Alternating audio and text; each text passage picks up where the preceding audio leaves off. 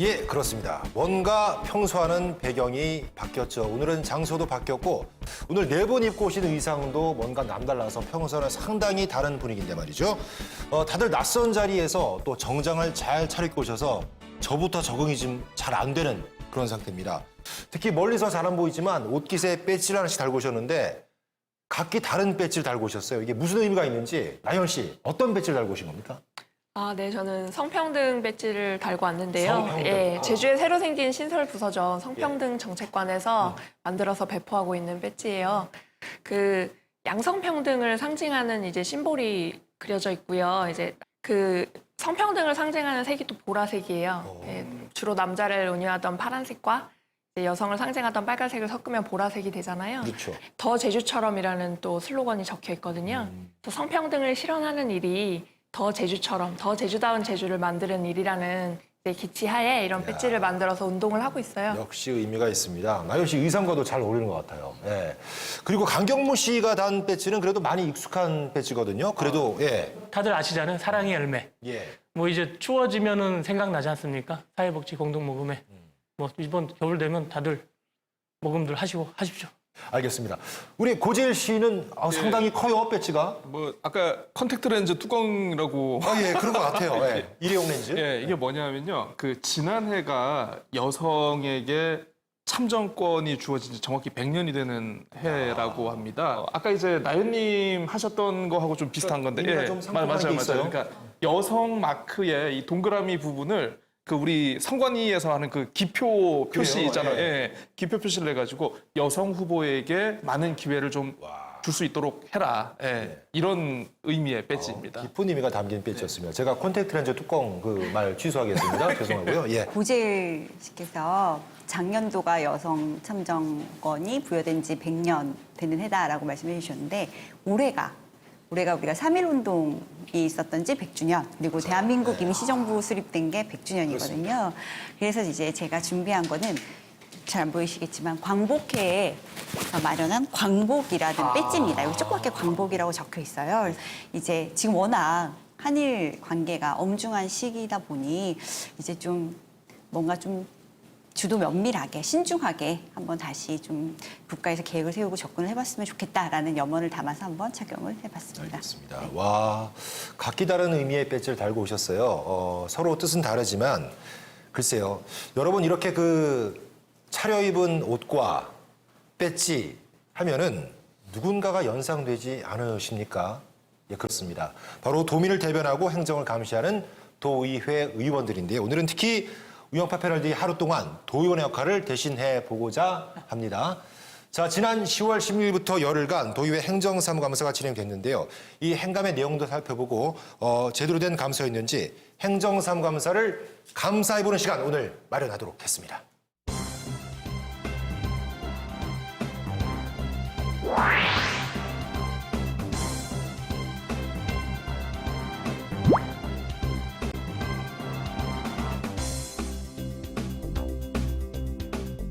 네. 자, 이왕 뭐 할 거면 제대로 해야 하지 않겠습니까? 네. 저희 의장 명판 보이시죠? 예. 예우를 부탁드리고요. 예. 자, 우영파 의장으로서 진행 발언하겠습니다. 의석을 좀 정돈해 주시고 지금부터 2019년 우영파 행정사무감사 감사 실시를 선언합니다. 제대로 진짜 하는 것 같아. 예.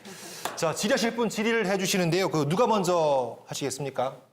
의장님, 그 질의에 앞서서 제가 잠깐 좀 의사진행 발언을 좀 해보려고 합니다. 먼저 저희가 오늘 행정사무감사를 감사한다? 뭐 취지는 좋습니다. 취지는 좋은데 먼저 제가 좀 의문을 제기하고 싶은 게 뭐냐면요. 먼저 우리가 늘상 하던 그 카페에서 그 아늑한 공간에서 녹화를 하다가 이 정말 딱딱하고 격식 있는 이 어깨에 힘 들어가는 이 장소로 지금 변경을 했는데 이 녹화 장소 변경에 대한 공론화도 그동안 이게 없었고요. 네. 고재일 의원 오늘 그 이 자리 딱딱하다고 했는데 상당히 거기에 맞춰서 옷도 잘 입고 오시고 목소리도 아주 어울립니다. 아마 본인이 원하는 자리였다는 생각이 드는데 본격적인 질의해 주십시오. 특히 이번 행정사무감사는 이 인사 관련된 게 좀 유독 지적사항이 많았지 않았나 싶습니다. 근데 또 사실 그 중에서도 이제 가장 문제가 됐던 게 하나 있죠. 이제 문화예술재단.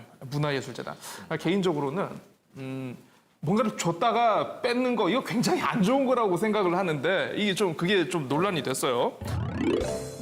면접에서 이미 서류 전형 들어오면 세 사람이 평점을 내 가지고 점수를 주는데 이 사람은 지적사유가 된 사람은 두 사람만 심사위원회에서 평점을 내고 점수를 줬잖아요. 그게 맞는 겁니까 지금?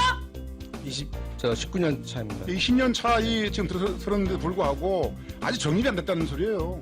인사원칙도 이렇게 없는 것 같고. 재단에서 지금 그런 부분들이 터지고 있는 부분들은 이사장을 비롯해서 이사장의 책임이 크다고 생각을 합니다. 잠깐 말씀을 드리자면 그 제주문화예술재단이 그 일반 행정 5급 공개 채용을 했는데요.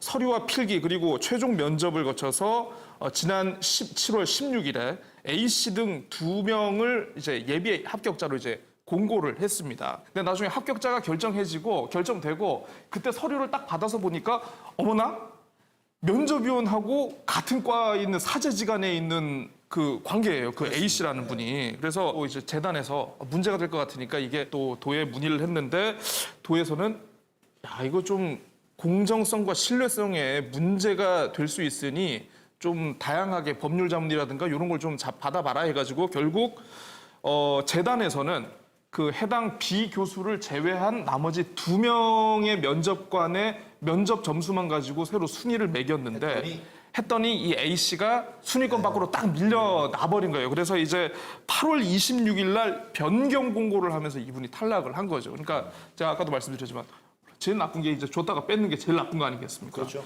아까 2명으로 하셨다 그랬는데 그 2명으로 과연 진행하는 게 맞는지 왜냐하면 최소한의 몇 명이 심사를 하도록 되어 있다라는 규정이 있으면 그것도 문제고 그래서 여러 가지로 좀 어려운 점이 있겠더라고요. 근데 그 부분만큼은 어쨌든 당사자의 기책사유는 지금 없어 보이는데 이런 결과가 나온 게 문제인 것 같고요. 저희가 그 공공기관 입장에서 채용을 하는 거기 때문에 그 어떤 기관보다 공공기관에서 채용할 때 신뢰성 그리고 공정성이라는 이슈가 중요해요. 그래서 이런 그 일련의 절차들이 다 마련이 되고 그 절차에 따라서 지금 해야 되는데 문화예술재단뿐만 아니라 사실 여러 기관이 좀 문제가 됐습니다. 이제 행안부에서 작년 11월부터 올 1월까지 모든 공공기관을 대상으로 어떤 채용 실태와 관련돼서 전수조사를 하게 됐어요. 그랬는데 이제 제주도 같은 경우는 18개 공공기관에 대해서 57건이나 지적사항이 나왔습니다. 근데 그중에 이제 하나가 문화예술재단 사안이 있고 몇 가지가 더 있더라고요. 예를 들어서 이제 저희가 이력서 준비할 때 보면 학력하고 경력이 이제 칸이 엄연히 다르잖아요. 그럼 학력은 학력대로 경력은 그 사람의 이제 졸업 이후에 이제 경력을 정말로 쓰는 것인데 학력을 경력으로 포함시켜서 결과를 보기도 하고 그리고 또 하나는 그런 경우가 있나요? 어떻게 그렇게 됐다고 하네요. 기본적인 거잖아요. 너무. 네네. 그리고 경력은 본인이 이제 경력을 쓰면 그게 정말 그 사람의 경력이 맞는가라는 관련 자료를 받아야 되는데 그 자료를 잘 챙기지 못했다고 하더라고요. 그리고 문제된 기관들이 또 많습니다. 이제 제주개발공사는 인성검사라는 게 문제가 또 됐어요. 상용 정규직하고 일반 정규직 트랙이 다른데 제주개발공사의 경우 상용 정규직 같은 경우에는 인성검사에서 부적격을 받아도 이제 다음 면접을 응시할 수 있는 기회를 줬대요. 그런데 일반 정규직은 똑같이 인성검사에서 부적격을 받아도 응시기를 안 준 거예요.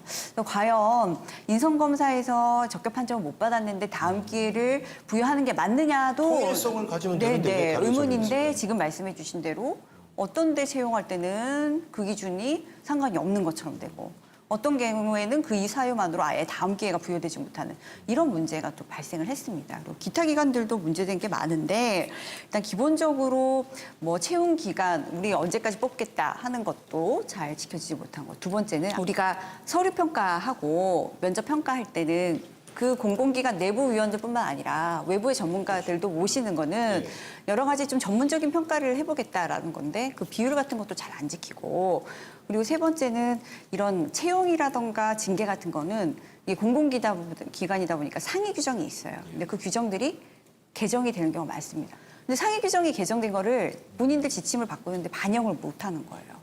그래서 문제가 발생된 건들도 있습니다. 그래서 저희가 57건 지적을 받았는데 결과를 봤더니 한 건은 지금 징계를 해라라고 감사위원회에서 시정 요구를 했는데 지금 37건에 대해서는 주의하고 경고, 나머지 19건에 대해서는 제도 개선 요구 이렇게 나갔습니다.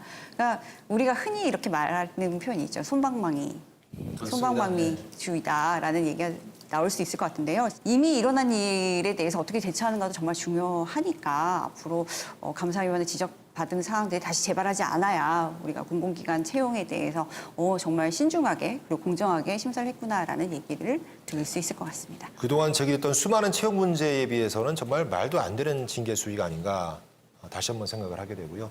조사를 많이 하셨습니다. 우리 그 장 의원님. 다 지금 잘 적고 계시죠? 예, 하나도 빠짐없이 기록해 주시기 바랍니다. 예. 우리 강 의원께서는 또 어떤 생각이십니까? 예. 채용 비리를 사전에 근절하기 위해서 예. 아까 블라인드 채용 얘기를 많이 해주셨잖아요. 이 법률 개정안은 지난 7월 17일 날 시행됐다고 합니다. 그리고 이 블라인드 채용을 보면은 직무 수행과 상관없이 이제 출신지나 가족관계 그리고 학력, 신체 조건들을 모두 다 개입될 수 있기 때문에 모두 지워버리고 정보를 걷어내어서 그 지원자의 그 실력만으로 평가하는 것이거든요. 취지는 좋아요. 예. 네, 그래서 이번 행정사무감사에서도 블라인드 채용 관련 해프닝이 있었습니다. 1대1로 보면서 하는 거예요? 세 분의 심사관이 계시고 그 요즘 얘기하는 소위 블라인드 면접이 아니고? 그분에 대한 그러니까 면접 대상자는 정보는 심사위원들이 가지 않아서 블라인드 면접입니다. 아니 그러니까 예. 이렇게 보면서 하는 거예요? 눈을 네. 마주치고? 네, 그렇습니다. 그러면 정보 주나마나 마찬가지 아니에요? 정보를 안 준 거나 준 거나 똑같잖아요. 정보 안 줬다. 그럼 모르니까 이 사람이 누군지? 이런 말씀을 하셨는데 그 강성균 위원장님께서는 아마 앞에 그 블라인드를 놓고 채용을 해야 되는 건 줄 알았나 봐요. 히든싱어처럼 예. 박스에 들어가서 예. 아예 그 눈을 안 마주치는 게 블라인드 아니냐. 그런데 왜 얼굴을 보고 면접을 했느냐 이거 아닙니까? 저는 또 반대로 그 강성균 위원장님을 대변을 한다면 네. 제주도가 학연, 지원 그런 괜당 문화 사회지 않습니까? 그래서 이 사람을 보면은 혹시 누구다, 누구네 집 아들 알 수 있을까 그거는 봐 말이 또 되는데요. 그런 생각이 좀 있지 않냐 해서 이 눈이 혹시 독수리맨 눈을 가리키는지 박스 안에 들어가서 면접 보는 걸로. 예. 하긴 그 돈에 이제 학연 지원이 워낙 많으니까 보면은 저거 내가 아는 친구의 아들이야. 그러면 또 가점을 줄 수가 있으니까 정말 말 그대로 블라인드 처리를 해야지 공정한 면접이 된다. 예. 그래서 그 심사위원은 제주도 특성상 아까 제가 말씀하신 대로 학연 지원이 있다 보니까 뭐 제주도에 그 인사를 모셔다가 면접을 보면 또 되지 않나 해서 그것도 가능하지 않을까요? 근데 저도 제주문화예술재단 관련해서 뭐 심사를 하기도 하고 제가 심사를 받기도 하고 뭐 하는 일들이 있는데요. 근데 제주미술계는 아까 말씀하셨지만 제주미술대학이 하나밖에 없고 예술대학이요. 제주 지역에 기반한 이제 리서치가 되어 있고 작가들의 성향이나 이제 퀄리티를 분석하고 있는 전문가가 도내에 매우 한정되어 있다 보니까 당연히 작가와의 관계도 있을 수밖에 없잖아요. 근데 이렇게 전문가들을 또 배제시켜서 도외 전문가만 모시다 보면 도외 전문가들은 또 도내에 대한 전문성이 부족한 거예요. 그러니까 도내 작가들이나 이런 운영 방식에 대한 전문성이 굉장히 부족해지는 거예요. 그래서 그게 과연 공정한 심사인가 아니면 도내 전문가가 이제 정확한 파악이 된 후에 이제 심사를 하는 게 공정한 심사인가에 대한 이슈는 또 남아있는 문제인 것 같아요. 그럼 이나연 의원이 생각하시는 공정한 면접은 어떤 식으로 이루어져야 될까요? 평가.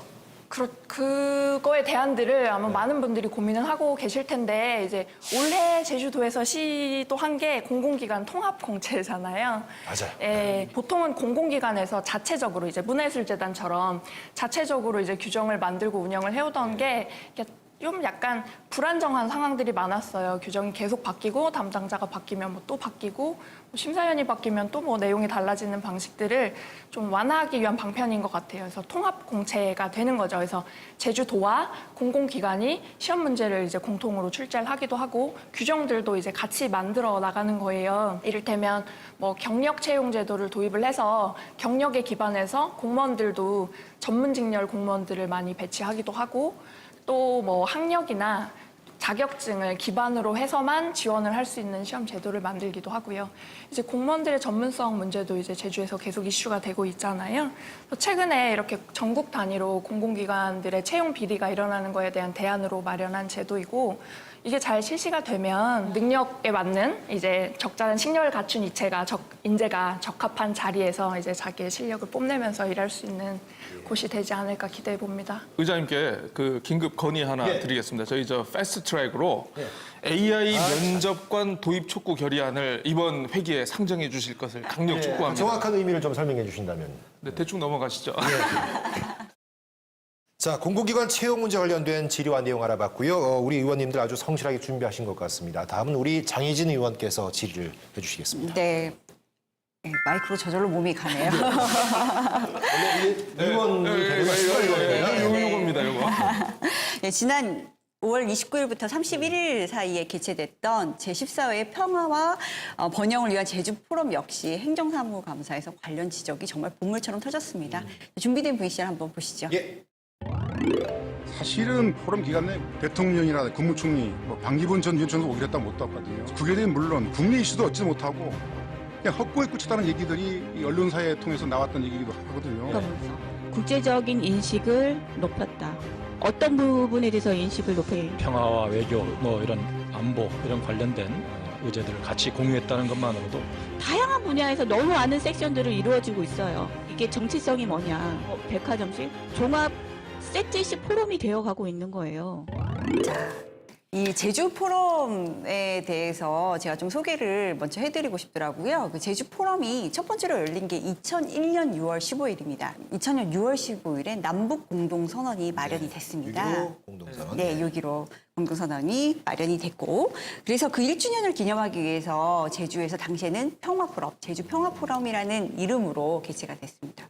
그러면 벌써 14일째가 됐는데 평화포럼, 제주 포럼은 처음엔 평화포럼이었고 도대체 어떤 정체성을 가진 포럼이지? 라고 궁금해하시는 분들이 있으실 것 같아요. 그래서 우리 제주 포럼의 정체성을 좀 짐작할 수 있는 제1회 제주 포럼에서 평화 포럼에서 마련되었던 평화 선언문이라는 게 있습니다. 그래서 그러니까 제주 평화 포럼은 제주도가 세계 평화의 섬으로 나아가기 위해 제주도가 추진하는 주요 사업으로 평화를 염원하는 전현직 국가수반 그리고 정치 지도자 석하 그리고 언론인 및 기업인들의 관심을 제주로 집약하여 제주도를 한반도 및 그다음에 동북아에서 평화와 번영의 지식 공동체로 자리 잡고자 하는데 그 목적이 있다고 되어 있습니다. 결국 포인트는 평화에 있는 거죠. 하지만 번영도 잡겠다. 네, 이것 같습니다. 네. 그리고 지식 공동체로 결국 석학들을 많이 모셔서 포럼을 하는 것인데 실제로 그때 배부됐던 브로셔 같은 거 리플릿을 보시면 정말로 전 세계 유명하신 분들이 많이 오시고 좋은 얘기들을 해주시는 건 맞아요. 그런 취지로 시작된 건 맞는데 실제 그 제주 포럼과 관련해서 비판점이 이 행정사무감사에서 나왔는데 대표적인 게 원도정 이후 6년 동안에는 대통령 한 번도 못 봤다. 그리고 총리도 2번밖에 안 왔다. 그리고 또 뭐 예산 관련해서는 외교부 돈이 자꾸 줄어들다 보니까 돈이 포럼 자체로는 남는데 우리가 들어가야 될 돈은 계속 늘어난다. 혈세 지출이 더 커진다. 도 입장에선. 있는 거 제대로 쓰지도 않았는데. 네, 남는데도 그런 비판도 있었고요. 제주평화재단이 연구를 한 240건 정도를 했는데 그 연구 과제 중에 막 살펴봤더니 제주라는 게 관련된 게 딱 2개밖에 없다. 이런 비판이 나왔습니다. 그러면 제주평화재단이 아니죠? 네, 그런 거 말고도 비판점이 많이 나왔는데 이 행사 자체가 지금 계속 꾸준히 잘 치러지고 의원들 비판점도 이거 하지 말아야 된다. 이런 취지가 전혀 아니고 이걸 내실 있게 잘 하되 원래 본대 목적에 맞춰서 좀 해야 되겠다라는 포인트인 만큼 이 결과물에 대해서까지도 좀 이어지고 도민들도 그런 상황을 좀 공유되고 공부라도 할 수 있게 해야 되는 거 아닌가라는 생각을 좀 해봤습니다. 존경하시는 장혜진 의원님께서 지금 제주 포럼에 대해서 전반적으로 짚어주셨는데 너무 그렇게 다 말씀을 하시니까 제가 할 말이 없지 않습니까? 이 중에서 중요한 것들 다시 짚어주셔도 되고요. 네, 그 사실 그렇습니다. 그 제주 포럼이 이제 내년이면 이제 15년이 되는 해예요. 이제 우리 사람도 15살이 되면 이제 그 우리 한자로 지학이라고 하지 않습니까? 이제 학문의 뜻을 두고 이제 좀 공부의 맛을 느껴야 될 좀 그런 시기인데 지금의 제주 포럼을 보면은 난 누군가 여기는 어딘가 하는 지금 사춘기 딱 중이병의 모습을 좀 그대로 답습을 하고 있는 게 아닌가. 네, 이렇게 생각을 합니다. 이게 뭐 지명도도 낮고 이제 뭐 파급 효과도 없고 하다 보니까 좀 이거는 포럼의 어떤 근본 취지부터 다시 한번 좀 검토를 해봐야 쉽지 않을까 싶은데요. 나는 사실 참석자가 현직 정책 결정을 할 수 있는 분인가 아닌가는 이게 굉장히 또 중요한 거거든요. 예. 근데 뭐 좀 정치 결정권자들보다는 좀 전임들이 많이 오셨어요. 전직 대통령까지는 안 되더라도 현직의 어떤 고위직에 있는 분들이 나오면 그나마 여기서 나온 얘기가 현실에 반영되겠구나 하고 기대를 할 수가 있는데 아무리 높은 분이었어도 이제 물러나신 분들만 오시면 그냥 좋은 얘기 하시는구나. 그게 반영될 수 있을까? 현직이 오질 않으니까 미디어가 따라붙질 않고 미디어가 따라붙질 않으니까 이게 파급력이 없는 거예요. 예. 사실 미디어를 움직이게 하려면은 이게 현직이 오시는 게 제일 좋죠. 아무래도. 예. 맞습니다. 그 얘기가. 그래서 뭐 그들만의 포럼이다, 그들만의 리그다, 뭐 이렇게들 하시지만 그래도 잘 이렇게 보면은 학생과 그 대학생의 그 무료 참가 및 기자단을 구성을 통해 제주 포럼에 그 참여를 유도를 하고 있습니다. 그리고 선정된 학생들에겐 국내 정상급 지도자를 비롯한 많은 각계 그 다양한 그 분들과 직접 만날 수 있는 기회가 또 주어지고요. 예. 그리고 특히 뭐 올해를 보면은 그 제주도 한 여고생이 그 도종환 전 문체부 장관에게 질문을 던졌어요. 당찬 질문을. 그 질문을 받은 문체부 장관도 대한민국과 제주도 미래가 매우 발달하면서 극찬을 했고 그에 대한 또 답변을 이렇게 또 드렸지만은요. 이처럼 그 제주도에는 그 미래 세대들이 그 현재 세계 지도자와 그 경제인들의 만남으로 안보, 경제, 질서 번영과 평화에 대한 소통 그리고 이런 거를 브릿지 역할을 하고 있지 않나라고 저는 말씀드리고 싶고 긍정적인 면도 분명히 저희가 볼 게 있죠. 예. 오늘이 30일이잖아요. 29일하고 내일까지 해서 그 세계적인 그 학회 인사를 초청해서 그 싱가포르에서 제주 포럼을 연계한 그 첫 번째 해외 그 지역 포럼을 그렇더라고요. 개최하고 있다고 하고 있습니다. 그 학생 얘기가 나와서 도민 참여 얘기를 많이 하셔가지고 제가 처음에 이 브로셔를 봤더니 등록비가 1일 30만 원이고 3일을 다 등록하려면 한 90만 원 정도를 내야 돼서 깜짝이야 이걸 어떻게 되고 다니나 이러니까 많이들 못 가시지라고 봤더니 바로 밑에 조그맣게 도민은 무료라고 돼 있었어요. 그래서 도리어 그러니까 제가 보고서 이러면은 이게 도리어 이게 홍보가 됐으면 참가비 얘기가 나와서 말인데 세계에서 가장 비싼 참가비를 자랑하는 포럼이 있어요. 8천만 원 가량이 경비가 소요되는 이제 포럼이 있는데요. 다보스 포럼이라고 있습니다. 스위스 다보스 포럼. 네네네. 이게 세계 경제 올림픽이라고 불리는 이제 전현직 대통령부터 뭐 초국적 기업의 총수들 뭐 이런 그러니까 급이 다른 거예요. VVIP들이 이제 모이는 포럼인데요. 이 포럼이 1971년에 그 스위스에서 다보스 포럼이라는 비영리 기관에서 시작을 했고요. 이제 거의 45년이 넘는 역사 동안 이제 그 엄청난 히스토리를 쌓아오고 있는데요. 또 보아오 포럼이라고 있어요. 그러니까 아시아에서 다보스 포럼을 벤치마킹해서 만든 제주도처럼 남쪽에 위치한 섬에 있는 곳이에요. 이 보아오에서 아시아 국가들이 모여서 이제 창립을 할 때 한국도 포함돼 있었어요. 26개국이 이제 포함이 돼서 이제 아시아의 이슈들을 나누는 경제 포럼이 신설이 됐고요. 이제 다보스도 그렇고 보아오도 그렇고 지리적으로 굉장히 좋은 위치에 있어요. 다보스는 거의 유럽의 중심 같은 위치에 있고요. 보아오는 보시면 뭐 말레이시아, 인도네시아, 태국, 뭐 필리핀 같은 이 주변 동남아시아 섬들의 거의 가운데에 위치해 있거든요. 그래서 아마 이제 명분상으로도 이제 중앙 역할을 하게, 허브 역할을 하기에 굉장히 좋았던 것 같아요. 제주도 보면 이제 동아시아의 허브 기지 역할을 할 수 있는 위치잖아요. 이런 식으로 좀 브랜딩을 잘 해나가면서 제주 포럼도 본인의 역할들을 찾아나가야 되지 않을까 싶은데요. 그러기 위해서 가장 좋은 게 사실 좋은 연사를 모시는 일이거든요. 그래서 그 연사 한 명이 뭐 포럼 하나를 살려낼 수 있기도 하고요. 그래서 제가 생각을 해봤어요. 그 다보스 포럼에서 만들어낸 뭐 유명 연사가 누구였을까? 그게 바로 그레타 툰베리라는 스웨덴의 16세 소녀인데 올해 1월에 다보스 포럼에서 이제 그레타 툰베리를 초대해서 연사로 모시면서 이 친구가 기후 대책의 변화를 촉구하는 이제 연설을 했고 올해 심지어 노벨 평화상 후보에까지 오르게 됩니다. 그래서 금요일에는 뭐 환경을 생각하자, 금요일엔 미래를 생각하자라는 운동이 전 세계적으로 퍼져나가면서 이제 젊은 친구들 사이에서 인스타그램 해시태그로 퍼져나간 운동이거든요. 젊은 친구들이 모두 이제 핑계를 찾은 건지 모르겠지만 등교 거부를 하고 이제 환경운동을 하기 시작했어요. 그래서 엄청난 활동가인 거죠. 이런 연사들을 모시고 어떤 포럼의 메시지를 전달하는 역할들을 이제 하는 이제 고민들이 필요해 보입니다. 예. 전 세계 학부모에서는 반대하겠는데요. 아이들이 다 등교 거부한다고 그러면 이 툰베리 이 학생이 뭐 유엔 총회에 참석하기 위해서 환경 정책을 실천하는 의미에서 뭐 비행기를 안 타고 아예 그 태양광 발전으로 하는 요트를 타고 대서양을 넘어왔다 뭐 이러기도 하는데 그렇습니다. 그 다보스 포럼이나 보아 포럼은 어쨌든 경제 위주잖아요. 그러니까 제주가 이제 평화 그리고 번영을 위한 포럼이라면 오히려 이 툰베리 같은 친구들이 오기에 더 적절하지 않을까 하는 생각도 들고 스타를 키워낼 수 있는 방안도 좀 생각을 해봐야겠습니다. 자, 뜨거운 열기를 식히는 의미에서 잠시 그 지리 전에 정회를 하고자 합니다. 잠시 쉰 다음에 우영팟 행감 이어가도록 하겠습니다. 정회하겠습니다.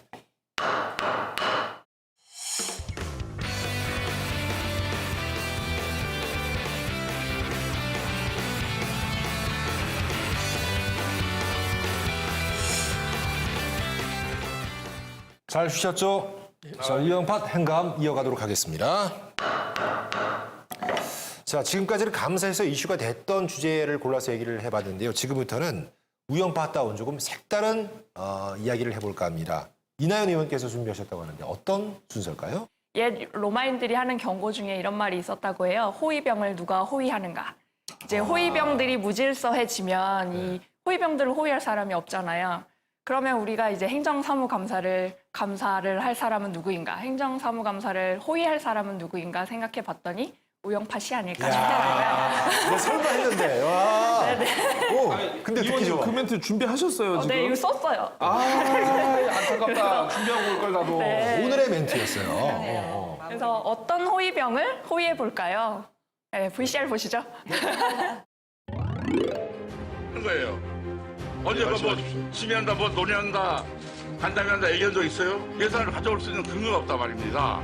원룸이 행정사무감사를 하고 처리 결과 도의회 보고를 했지 않습니까? 10월 2일 날 공문으로 그 안에 대해서 의견이 있으시면 본내 의견을 통해서 하시든지. 그렇게 혼자 바꿔보이지 마세요. 지역 주민이 이런 소리 안 하고 있어요? 지금 행정사무감사 자리입니다. 다양한 역할을 하고 있다고 결정을 보는데 하고 결정한 것도 안 따른 위원회가 위원장이 뭔 저 자격이 있다고 앉아서 지금 감사 중지를 선언합니다. 굉장히 험악한데요. 살벌합니다. 네, 세 번에 걸쳐서 설전이 벌어졌는데 와 대단한데요. 그러니까 저희도 지난주에 다뤘습니다만 이 공항 공론화 문제 정확히 말하자면 공론화 지원 특별위원회 문제가 행감에서 역시 쟁점이 됐습니다. 예상대로죠. 근데 정작 감사 대상인 제주도 관계자는 가만히 멀쩡하게 있을 수밖에 없고요. 감사를 할 의원끼리 싸우는 형국입니다. 저희 우영팟 의원들은 그러지 않습니다. 네. 고재일 의원은 이거 보시고 어떠셨어요? 두 분 다 삼선이시긴 한데 정치적 경륜은 대단한 분들이에요. 두 분 다. 뭐 저 영상은 지금 뭐 일반 도민들 누구나 이제 그 인터넷으로 예. 클릭하면 다 볼 수 있는 거고. 바뀌었으니까 더구나 이제. 많은 수십 명의 기자들이 그걸 이렇게 지켜보고 있었거든요. 지켜보고 있는 상황에서 저렇게 정말 험한 말이 갈 정도의 언쟁이 벌어졌다는 거. 진짜 쌓인 게 많았다는. 그러니까 쌓인 게 많았다는 뜻일 수도 있고, 글쎄요, 이제 보통 제가 알기로는 이런 상황이 좀 약간 의견이 이해가 충돌되는 게 있으면은 가급적이면 회의를 좀 정회하거나 늦춰서라도 뭔가 합의를 이뤄가지고 이렇게 오는데 그렇게 되지 않은 거를 보면은 아, 이거는 정말 감정 충돌이 정말 대단했겠구나, 뭐 이렇게 좀 생각이 된 것 같습니다. 근데 중요한 거는, 그러니까 두 분 다 아까 제가 워낙 정치적인 경륜이 높다라고 하셨지 않습니까? 결국 저 자리는 한마디로 정리하자면 리더십도 없었고 팔로우십도 없는, 저희가 또 이제 의장님을 잘 팔로우하고 있지 않습니까? 네. 결국 이런 것도 없는, 좀 굉장히 좀 꼴불견 같은 자리가 아닌가 싶습니다. 행정사무감사잖아요. 이제 의정활동의 꽃이다, 그 책무다고 보는데 너무 도민들이 보면들의 앞에서 저렇게 한다는 거는 좀 문제가 있다라고 보고 싶어요. 그래도 뭐 감정이 있으면은 삭혀서 뒤에 가서 얘기하시면 되는 건데 이거를 다 보는 앞에서 해버린 거는 좀 그래도 이건 아니다라고 말씀드릴 수가 있습니다. 저는 이게 좀 법률적인 관점을 봤습니다. 그 영상에 나오지 않았지만 이 박원초 의원이 뭐라고 하셨냐면 이 특별위원회 구성은 가능하다. 우리가 조례로서 또 도의회에서 도와주는 게 가능하다라는 변호사 자문도 받았다라는 취지로 얘기를 하셔가지고 제가 좀 법을 전공하는 사람으로 좀 살펴봤습니다. 이제 도의회가 이제 지방의회이지 않습니까? 이제 의결기관으로서 하는 역할이 조례 제일 잘 아시는 거 조례 제정하고 그다음에 예산 같은 거 심의하고 결산해주고 그리고 또 하나가 지금 청원이라는 게 있어요. 청원을 들어주고 수리해주고 처리해주는 게 이제 또 의회의 지방의회의 역할입니다. 주민들이 지금 공론화를 원하는 의견을 피력하고 있으니까 우리가 의견을 들어보는 수단으로 그러니까 청원에 입각해서 이걸 해보겠다라는 얘기를 하시고 있는 것 같아요.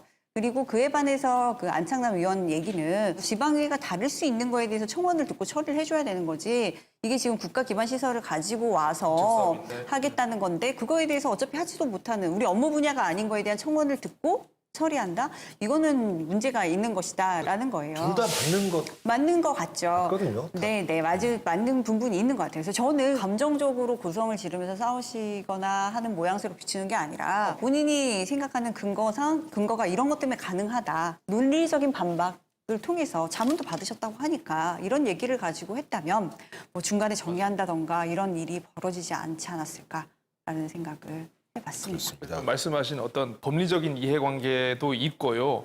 어떤 지역적인 특수성 네. 그리고 당내 어떤 계파의 문제 이런 것들이 굉장히 복합적으로 녹아 들어간 자리라고 보시면 될 것 같습니다. 예. 서로 너무 잘 알기 때문에 또 저러지 않았을까 싶기도 하고 정책 결정은 뭐 감정 싸움으로 되는 게 아니죠. 냉철한 판단으로 결정을 내려야겠습니다.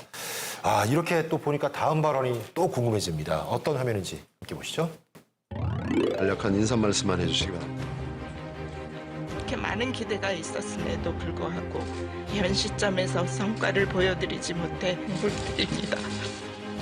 함께 제가 개방형이다 보니까 컨트롤 타워 역할을 충분히 수행했어야 하는데 그러면 저는 결론적으로 준비 안 된 조직 개편이었지 않느냐. 의원님 말씀이 제가 그 1년간 부딪힘으로 안고 있었던 부분이라 달리 드릴 말씀이 없습니다.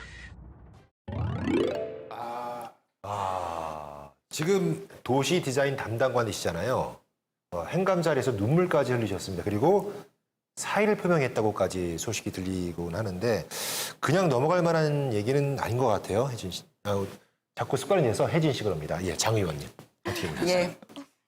사실 영상 보신 모든 분들이 좀 정말 입에서 씁쓸음한 걸 느끼셨을 것 같아요. 예.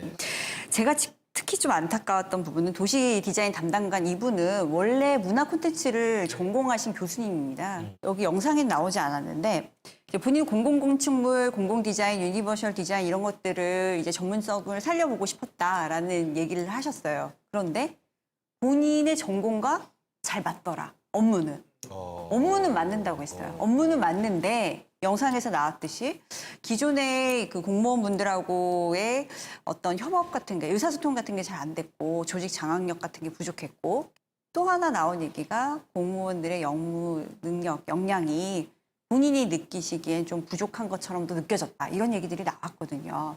일정한 전문 분야에 있어서는 지금 개방형 직위로 해서 모시고 있는데 앞으로 이거를 보고서 내 전문성을 제주도 가서 살리겠다. 뭐 제주 출신이시건 아니건 간에. 어떤 분들이 지원할까? 네. 저희는 이 영상을 보면서 눈물에 포커스를 맞춰야 될 게 아니라 그 눈물 뒤에 있는 말씀하시는 분의 정말 그 회한의 원인을 정확하게 보고 저희가 다시는 이런 일이 발생하지 않도록 나는 왔는데 업무가 안 맞더라. 내가 생각해봤더니 내가 할 일이 없더라. 이런 거면은 저희가 어떻게 잘못 뽑았나 이런 얘기를 할 텐데 원희룡 도정이 이제 2014년 이렇게 출범을 하면서 정말 제주가 이제 민선 시작되고 나서 비공무원 출신 도지사가 된 게 처음이란 말이야. 예. 그래서 사실 뭐 좀 일부 비판도 있었지만 정말 개방형들을 굉장히 의욕적으로 많이 이렇게 뽑으셨거든요. 예. 야 그런데도 저런 모습을 보니까 공무원 출신이 아닌 도지사가 와도 이 제주의 공무원들이 갖고 있는 어떤 그 벽, 그들의 어떤 정서는 깨지 못하는 뭔가가 있구나. 공무원 사회 자체가 좀 뭔가 뼈를 깎는 반성이 있어야 되지 않을까 싶고 일단 좀 인사부서에서 좀 정확히 알아가지고 좀 어떤 대책을 좀 세워야 하지 않을까 싶습니다. 새로운 인사를 거기에 이제 넣었으면 그 사람이 역량을 발휘할 수 있게 다른 제도들도 좀 바꿔야 할 텐데 경직된 제도 하에 사람만 넣는다고 해결되는 건 아닌 것 같다는 생각이 들어요. 네. 우리 이나인 의원은. 제가 이게 저 영상을 보는데 가슴이 너무 아프더라고요. 굉장히 감정이입이 되는 거예요. 저도 왜 디자인 관련해서 뭐 공무원분들이랑 일하다 보면 이사마찰이 생기기도 하는데 이 뭐 문제가 뭘까? 저분은 이제 정책 결정을 하실 수 있는 위치에 있으셨는데도 저렇게 고충을 겪으셨던 이유가 뭘까?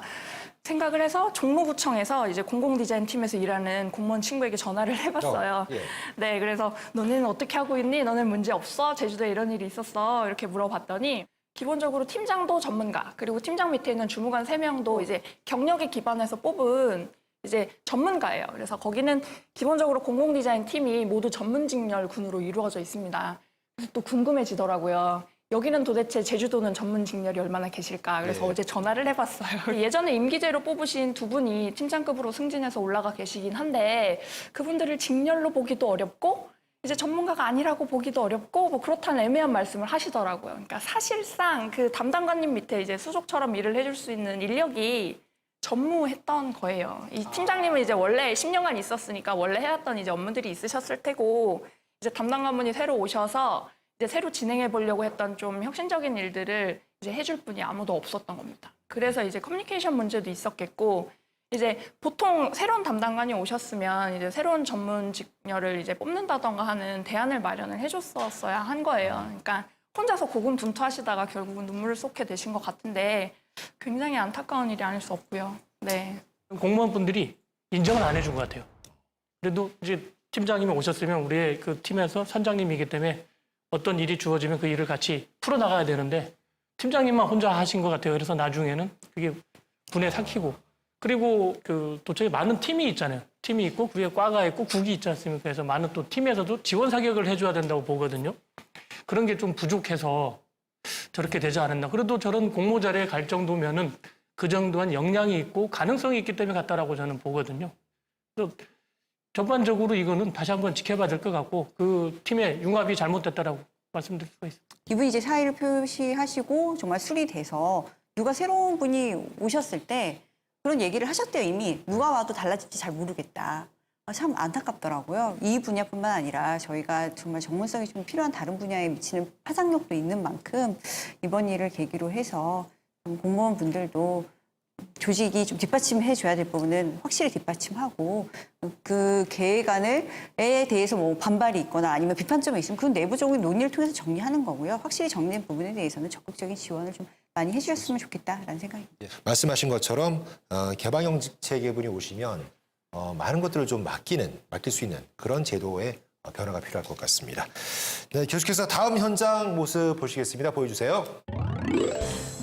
질의를 하도록 하겠습니다. 사회복지사 업무가 너무 힘들다고 해당 업무에 배정이 되면 휴직을 신청하겠다고 지금 하는 분들도 지금 현직에 계시고 그저 농담처럼 들리기도 하겠지만 그런 얘기도 합니다. 봉사활동하는 사람들 얘기 들어보면 엔돌핀이 엄청 나온다는데 우리는 행정 서비스를 통해서 시민들에게 봉사하는 일을 하는 특별한 직업을 가진 사람들이다. 그런데 엔돌핀 나오는 일을 하면서 돈까지 받잖냐. 그게 얼마나 좋은 직업이냐. 제주시에 대한 행정사무감사의 한 장면이었습니다. 사회복지직 공무원들이 경무에 시달린다. 개선 대책이 없겠느냐 하는 질문에 고이범 시장의 답변을 들으셨는데 말이죠. 그 앞선 영상처럼 극한 설전은 아닌데 뭔가를 은유를 하고 그리고 끝까지 응수하는 신경전이 미묘하게 느껴지는 것 같았습니다. 어떻게 보셨어요? 이 영상을 보면서 이 영상을 보신 사회복지직 담당 공무원분들이 있으시면 많이 낙담했을 것 같다. 많이 낙담했을 것 같다라는 생각을 했습니다. 일단 말씀하신 대로 고이범 시장님 말씀하신 대로 공무원들이 국민에 대한 봉사자이고 성실하게 근무해야 되는 각종 의무가 국가공무원법상에 규정이 돼 있죠. 모르는 분이 아니고 지금 의원님의 질의 내용도 왜 사회복지직 업무를 똑바로 못하느냐 이런 비판을 하시는 게 아니라 사회복지 분야에 종사하는 공무원들이 어려움이 있다더라. 개선 방향이 뭐가 있을까를 물어보시는 거예요. 이제 고이범 시장님께서 뭐 편안하게 유머도 조금 나름의 유머도 섞으신 것 같은데 그런 태도보다는 어떻게 보면 잘 안다. 도움이 필요하신 분들을 저희가 더 잘 돕도록 하기 위해서 저희가 그런 부분을 잘 챙겨볼 텐데 그건 결국 도의에서 해주셔야 되는 예산하고도 맞물려 있는 만큼 예. 도의에서도 좀 열심히 도와주시면 제가 더 모르고 열심히 달래는 게 하겠다. 필요한데 말이죠. 이런 부분으로 했다면 일하시는 사회복지직 공무원분들, 담당 분야 공무원들도 좀 힘내시고 이 영상을 보시는 이제 도움이 필요하신 분들도 그럼 앞으로 좀 더 많은 분들이 늘어나서 우리가 좀 더 이제 혜택이라든가 복지 혜택이라든가 이런 부분에 있어서 좀 나아질 수 있겠구나 이렇게 생각하셨을지 않을까. 그래서 어차피 이거는 싸우려고 하거나 서로 비난하는 질문이 아니었는데 라는 아쉬움이 좀 들었습니다. 예. 만약에 우리 고질 의원이 저 질문을 했는데 시장님께서 저렇게 답변했다. 그러면 어떠셨을 것 같아요? 그럼 시장님께서 직접 앞으로 한 달 동안 직접 사회복지사가 되어가지고 현장을 한번 뛰어보십시오. 그 다음에 제가 다시 질의를 드리겠습니다. 그 사회복지 공무원분들의 어떤 열악한 환경이나 뭐 이런 것들은 이미 잘 알려져 있고 사실 어떻게 보면 이런 질의가 해마다 반복되고 있다는 거는 이건 굉장히 고질적이고 구조적인 문제고 아까 우리 저 존경하는 장 의원님도 말씀하셨지만 이걸 그 사회복지 공무원분들이 보고 계셨으면은 얼마나 참 마음이 뻥 뚫리셨겠어요. 그러니까 그분들 그러니까 저도 잘 몰라요. 저도 잘 모르는데 보통 공무원분들 9시에서 6시까지 딱 시간 맞춰가지고 일하시는 것과는 달리 저분들은 이제 그 뭐 가정 방문도 해야 되고 뭐 또 해야 되니까 근무 시간도 대중이 없고요. 달라 어떻게 보면 사회복지사 그 사회복지 공무원들이 행정을 대표하는 어떤 자격으로 갔기 때문에 그러니까 좀 어떤 지원이 안 되는 거는 타박도 하고 원망도 하고 이런 것도 많다고 하더라고요. 받아들이셔야 되고. 예. 그러니까 그런 거를 아시면서 저렇게 답변을 했는지 아니면 모르고 답변을 했는지 모르겠지만 그 얘기 들으니까 아주 행복하신 것 우리 박원순 서울시장 옥탑방 가서 사시던 예. 있잖아요. 박원순인데요. 살아봤더니 더 그런 식으로 한 달 정도 진짜 말씀하신 것처럼 현장에서 경험해 보시는 것도 좋을 것 같습니다. 역시 가장 의원답다는 게 존경하는 자를 앞에 붙여 써야 돼요. 그렇게 TV를 봐도 이게 입에 안 붙으니까 자 다음 우리 존경하는 이나연 의원님 어떻게 보셨어요? 네, 존경하는 위원장님. 제 의견을 말씀드리자면, 공무원 당연히 봉사직이고 사회복지직은 뭐 더 할 말이 없잖아요. 당연히 봉사를 해야 되는 일인데 봉사를 잘 할 수 있는 여건을 만들어 주셔야 되는 시장님께서 저렇게 공감을 하지 못하시고 이제 역으로 약간 희화해서 말씀하셨다는 게 좀 안타까운 부분인 것 같아요. 실무진들이 겪는 고충이 좀 해결이 돼야 다시 그 서비스를 받는 도민들에게도 이제 질적인 서비스로 이제 보상이 될 것 같거든요. 그래서 그런 부분들이 해소되기를 바라는 마음입니다. 화면을 보면서 그 사회복지사 계열로 발령이 나면은 취직을 신청한다? 이거 보고 깜짝 놀랐어요. 지금 많은 청년들도 그 사회복지사 공무원이 되려고 지금 현재도 도서관에서 공부를 하고 있을 건데 뭐 교사들이 뭐 여기서 추자도나 우도로 가면은 그 승진 점수에 그 인사 그 점수에 고점을 그 가점을 주거든요. 그래서 그런 인사 점수에 뭐 가점을 부과해서 나중에 승진을 할 때 좀 유리하게 간다든지 그리고 그다음 인사가 있을 때 다른 부서로 옮겨주는 그런 인센티브가 작용을 했으면 좋겠다라고 좀 보고 있습니다. 지금 가점 부분이라던가 이런 거는 제주시에서 하고 있는 걸로 알고 있어요. 이전 다음에 인사 이동할 때 조금 현실적인 고려를 하는 부분도 있다고는 하는데 그렇게 해도 지금은 가실 만한 분들이 어떤 선호해서 지원해서 가실 만한 분야는 아닌 상황인 것 같더라고요. 정말 도움이 필요한 분들이었는데 복지의 사각지대에 놓여서 동사무소도 몰랐다더라. 이런 얘기가 많이 나오는 뉴스를 볼 때 참 마음이 아프잖아요. 근데 그런 거를 왜 찾아내지 못했냐라는 비난도 사실 많아요. 근데 그거는 말 그대로 적극 행정이거든요. 지금은 적극 행정을 하기 전에 뭘 해달라는 것도 하기에 인력이 너무 부족하고 어려움이 많다라는 지적이 너무 나오고 있어서 그 제도가 마련된 걸 잘 뿌려나가려면 사람이 해야 되는 거잖아요. 지금 사람 충원 문제가 계속 나오고 있는 부분이라서 시장님이 저렇게 말씀하시고 또 돌아가서는 고민을 많이 하실 거라 생각합니다. 워낙 언론에서 그 이후에 이런 얘기들이 나오고 있으니까 향후에 이제 사회복지 분야에 있어서 좀 근무하시는 분들의 노고가 분명히 있는 만큼 더 적극적인 방향으로 대책을 좀 수립을 하셔야 되지 않나 생각을 해보겠습니다.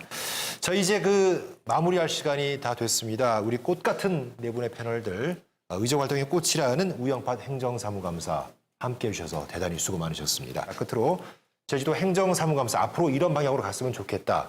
조언이나 바람이 있으시면 한마디씩 듣고 시간 마치도록 할까 합니다. 먼저 우리 강경문 씨라고 하겠습니다. 이제는. 그 행정사무감사는 이 도민을 대표하는 그 도의원의 책무라고 보고 있고요. 그리고 또 행정에서는 의무라고 보고 있습니다. 저는.